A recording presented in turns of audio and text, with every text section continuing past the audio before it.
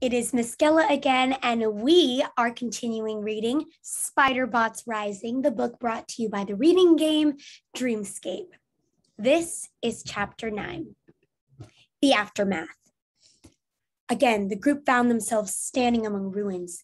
They had won this battle too, but this time the victory was less sweet. RNA was gone, but they knew that new dangers lay before them. Worse dangers. If it were possible, the clearing now looked even creepier. The sickening lime green threads still glowed from the trees, but without the flashing lights and movement, the darkness seemed thicker. The forest seemed taller. The quiet seemed deadlier. They were truly alone.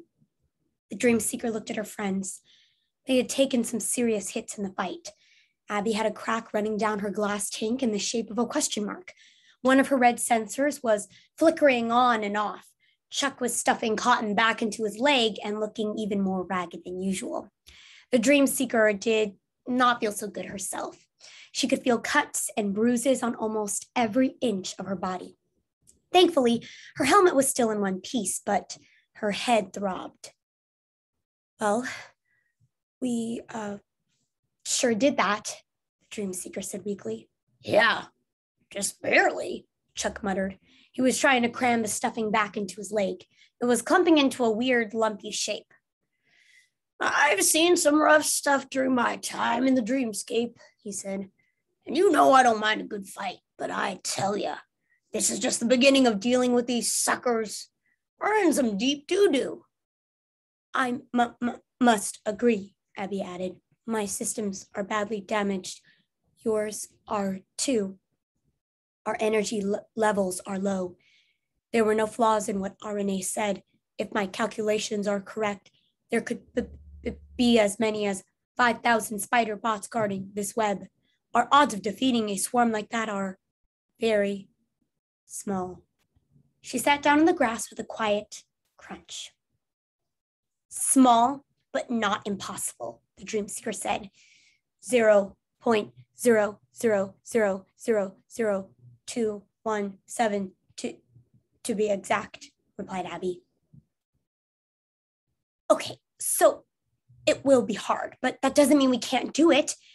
We knew it was going to be hard. Yeah, but now we've got a big, fat, evil robot tell us so to our faces, Chuck shouted. And then he tried to kill us. Remember that? But we beat him. We beat RNA and all of them. We're still standing and they're gone, right? The dream seeker couldn't believe what she was hearing. The other two were ready to give up. Sure, he's gone, but he took a piece of me with him, Chuck said, pointing to his torn felt. Well, what are you two saying then? The dream seeker asked, afraid of the answer. That we just pack it in and go home, stroll back to the center and tell them, sorry guys, we couldn't do it. You're on your own now.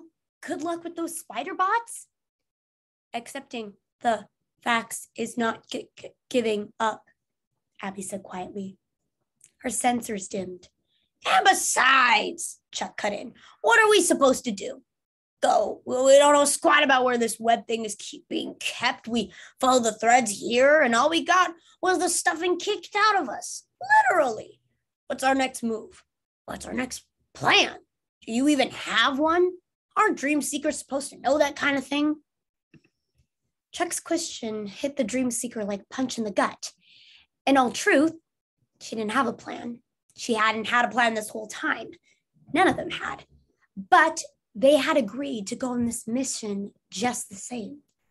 Not because they knew how to beat the spider bots, but because trying to beat them was the right thing to do. I mean, come on, dream seeker, Chuck said. He wasn't yelling anymore. His voice was soft and he looked tired. You heard what that RNI guy said. It's a magic technology they're making. Something that's for everyone. Maybe it's actually a good thing. A good thing?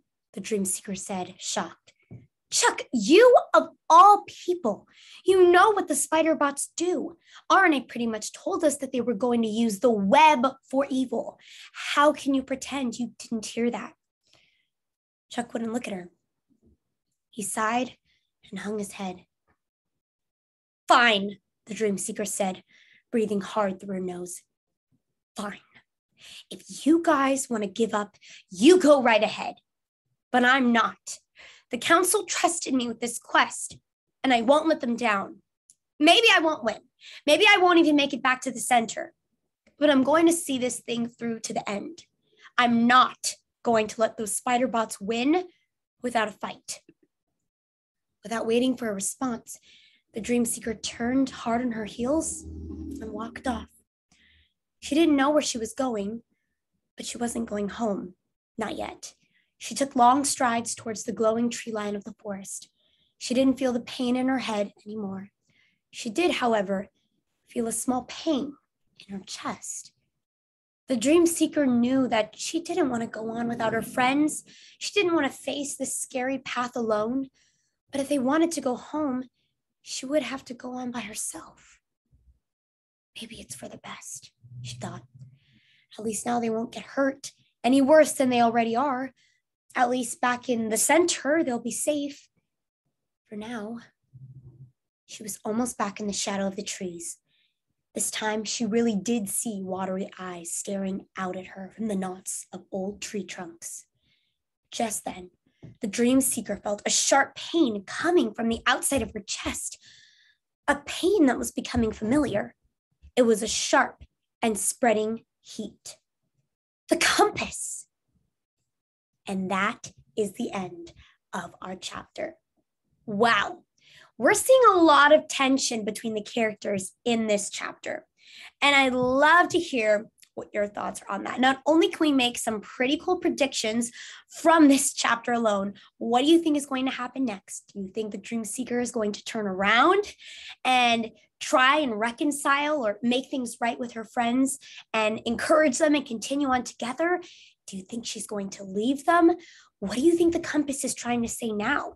How do you think Chuck and Abby feel? And do you think that the dream seeker is making the wrong decision? Do you think they should give up?